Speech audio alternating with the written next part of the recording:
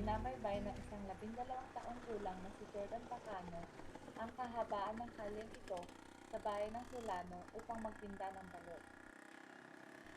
Walang hapon niyang nilalakad at isinisigaw ang kanyang panindang balot. Matyaga niyang sinusuyod ang bawat kalsada at eskinita sa pagtitinda. Kahit naman delikado, ay nakikipagpatintero siya sa mga sasakyan sa daan.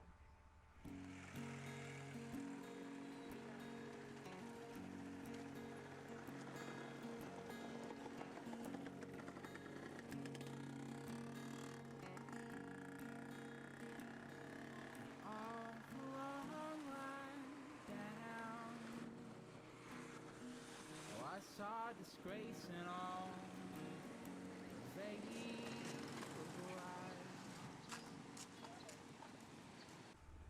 Mahirap man para sa isang musmos na katulad niya ang gumagala sa kalye hanggang 10 oras ng gabi, ang pagtitinda pa rin ng balot ang tanging paraan para makatulong siya sa mga kumukpok sa kanya at maaaring maging tulay para maipagpatuloy niya ang kanyang pag-aaral at maabot ang kanyang pangarap.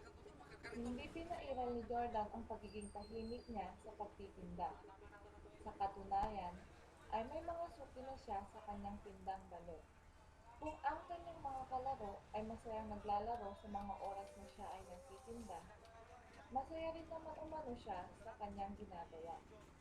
Higit na natututo siya sa buhay sa kanyang murang edad.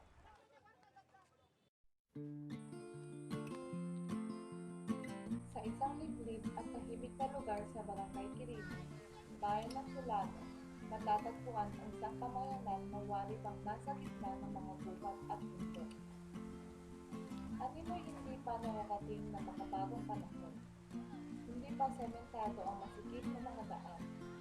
Dahil tricycle lang ang tanging transportasyon sa lugar. Tabi-tabi ang mga bahay ay maliliit na eskwelahan. Isang lugar kung saan halos bata ang populasyon. Dito naninirahan si Jordan Pacano. Malugod nila kaming tinanggap sa kanilang tahanan at nabigyan kami ng pagkakataon na makapanayam si Aling Helen at si Jordan.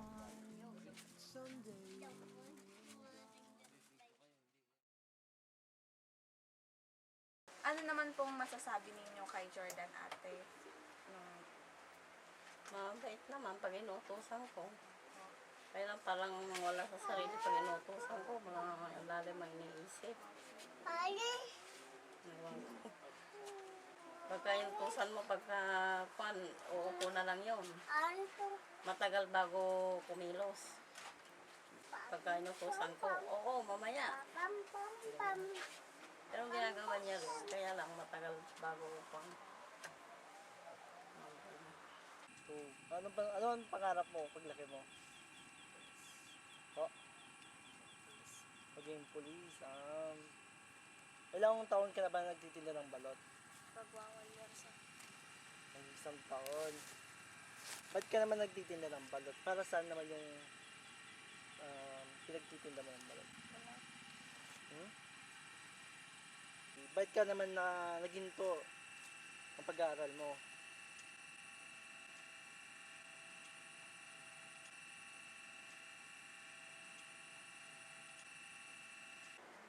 Kaya ang sinasabi naman nga madam sa akin, tita gusto ko mag-aral, sabi niya, pero dito rin lang ako, sabi niya. Pagka kumita tayo ng sabi ko naman sa kanya, kung yung isang anak ko lang, hindi ko makakuha dahil matumal lang yung balot.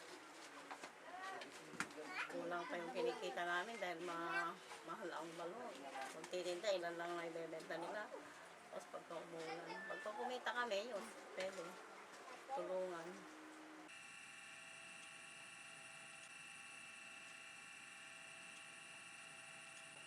Ba't ka naman naginto? Ano bang dahilan natin? Bakit ka naginto?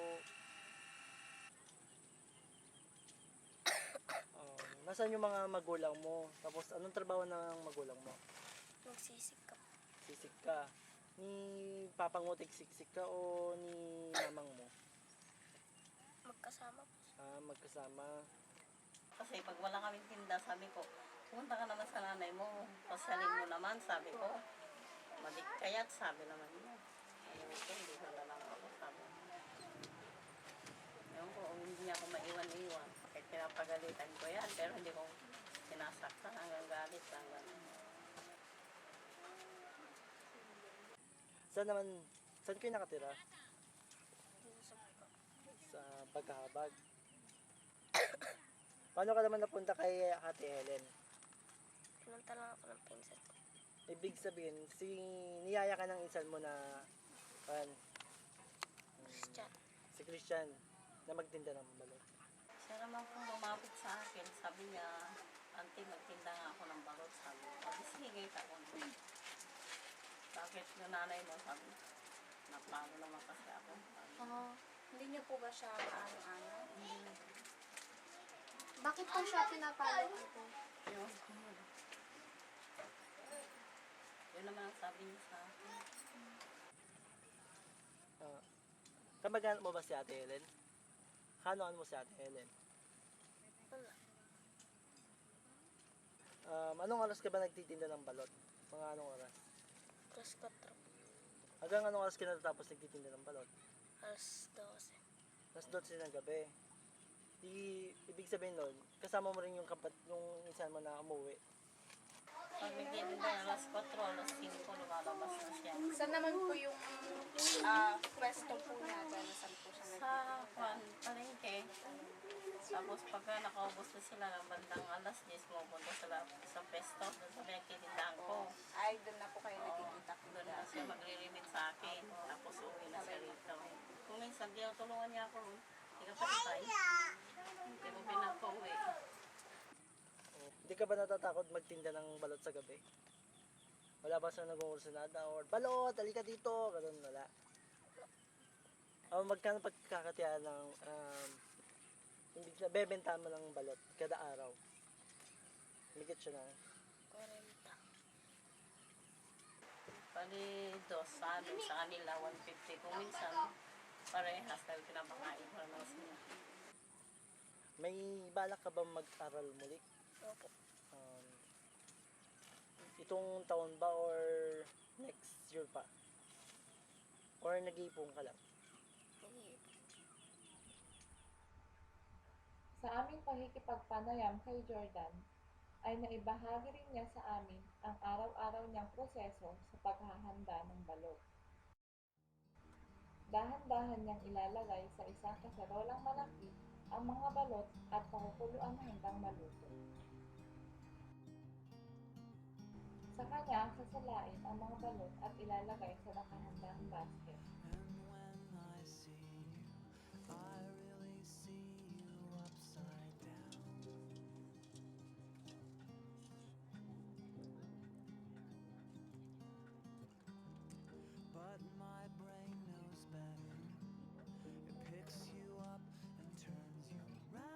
Kapag natapos na ang mga ito, ay magsisimula na ang kanyang laro sa kalye hanggang maibenta niya ang kanyang kita.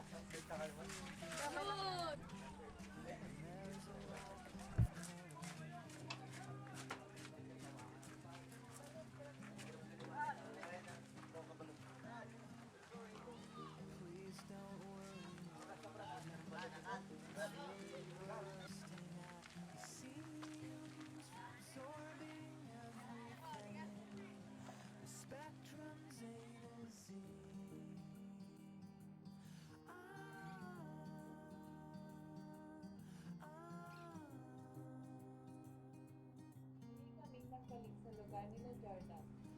Bitbit ang konting pagkain na aming ihahandog sa pamilya.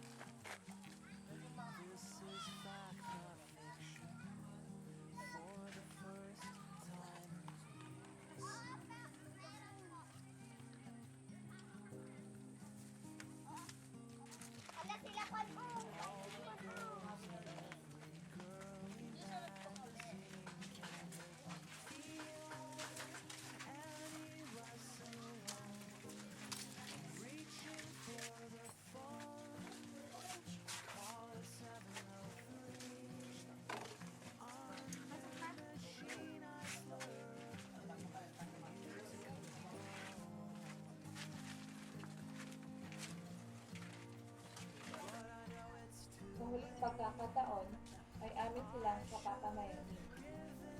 Ngunit bago kami lumisa, ay nag-abot kami ng konting tulong sa bagong pamilya ni Jordan. Naganda ng mainit ng pagtanggap sa grupo namin at pasasalamat sa ilang panahon pa. Nakapos po kaya, nandito naman sa bahay po. Dito lang po kami para ipapag po itong dito na call po namin mag-tulog. Ayan. At saka, ito po yung bigas po yan. Ay, marami naman.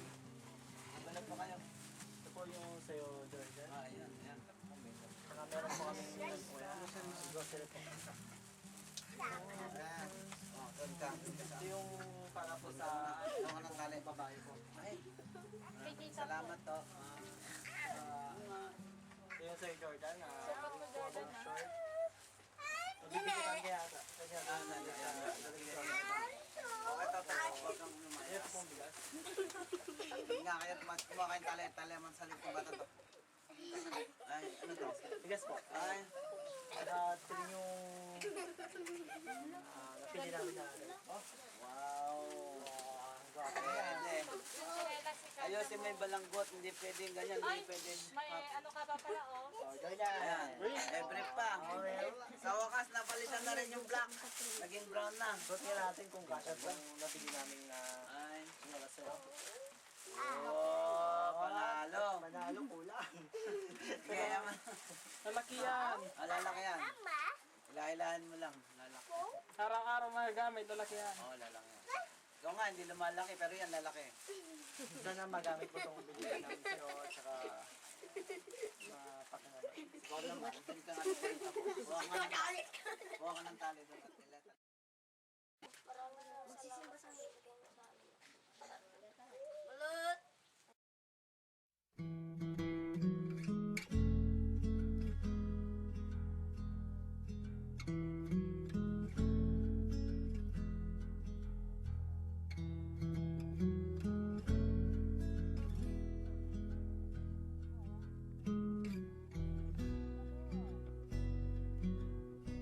When I look into your eyes, it's like watching the night sky or a beautiful sunrise. Oh, there's so much they hold, and just like them old stars, I see that you've come so far to be right where you are. How old is your soul? Well, I won't give up on us, even if the skies get rough. I'm giving you all my love. I'm still looking up, and when you're needing your space to do some navigating, I'll be here patiently waiting to see what you find. 'Cause even the stars, they burn. Some even fall to the earth. We got a lot to learn. God knows we're worth it. No, I won't give up. I don't want to be someone who walks away so easily. I'm here to stay.